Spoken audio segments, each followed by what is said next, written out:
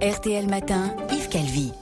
L'Angle Écho à 7h39 avec vous François Langlais. Bonjour à tous. François, vous nous livrez ce matin un constat saisissant sur la situation économique de la classe moyenne américaine. Oui, il émane du prix Nobel d'économie 2015, Angus Deaton. C'est un économiste britannique, écossais exactement.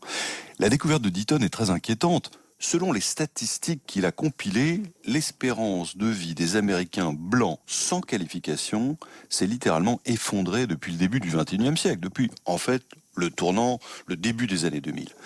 Une chute qui est due à la forte hausse de la mortalité pour alcoolisme, drogue et suicide, entre 25 et 65 ans.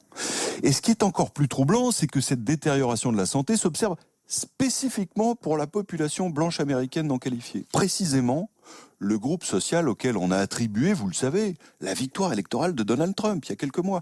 Des électeurs déclassés et désocialisés. Est-ce qu'on est sûr que cela ne concerne que les Blancs, François ? Vous savez qu'aux États-Unis, ce qu'on appelle les statistiques ethniques, où l'on distingue la couleur de la peau ou l'origine des citoyens, sont non seulement autorisées, mais largement pratiquées par les organismes publics.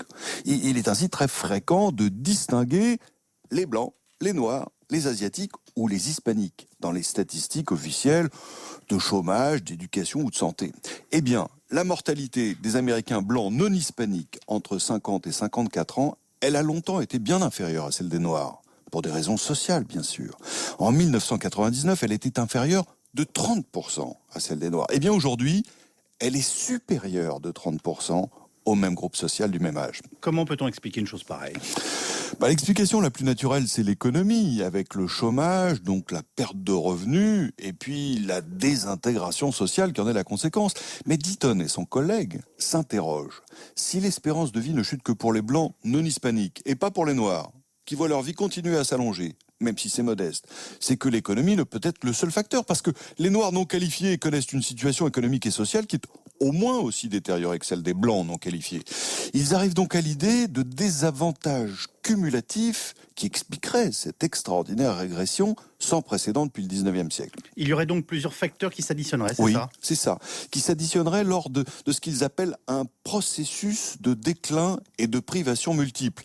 À l'origine de ce déclin, bien sûr, c'est la raréfaction des emplois non qualifiés aux États-Unis, à cause, disent-ils, de la mondialisation d'une part et des changements technologiques de l'autre, particulièrement dans les régions naguère industrielles, justement celles qui ont voté Trump. Alors vous le disiez à l'instant, ça vaut pour les Blancs comme pour les Noirs ou les Hispaniques. Oui, c'est vrai. Alors c'est pour ça que nos deux auteurs vont un peu plus loin.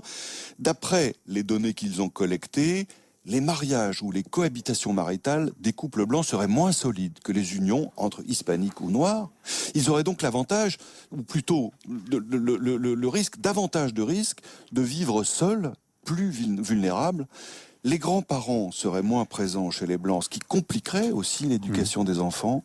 Et le lien à la communauté, particulièrement via les églises, serait moins solide chez les Blancs.